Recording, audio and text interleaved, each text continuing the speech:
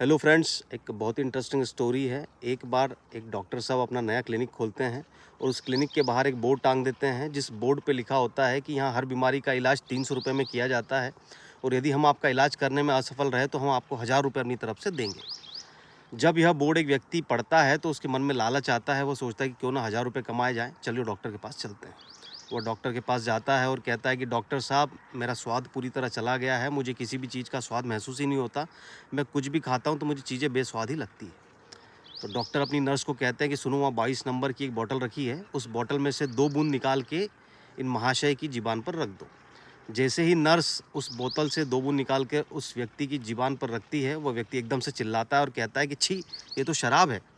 तो डॉक्टर साहब कहते हैं कि मुबारक हो, तुम्हारा स्वाद वापस आ गया। अब वह व्यक्ति 300 रुपये देकर मायूस बड़ा खाली हाथ बाहर लौटता है, मन ही मन खुद को कोसता है कि मैं भी कहाँ आ गया, लेकिन इस चीज़ का मैं बदला एक बार लूँगा। अगली बार वो फिर से अपना हिसाब बराबर करने के लिए डॉक्टर साहब के पास जाता है। डॉक्टर साहब उससे पूछते हैं, कहो भाई क्या दिक्कत हो गई?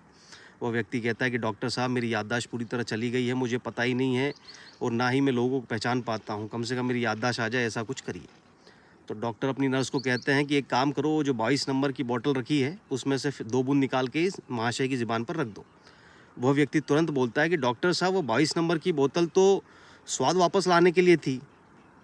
तो डॉक्टर साहब मुस्कुरा के कहते हैं कि देखा, आपकी याददाश्त आ गई, बधाई हो, लाइए मेरे 300 रुपये। Thank you.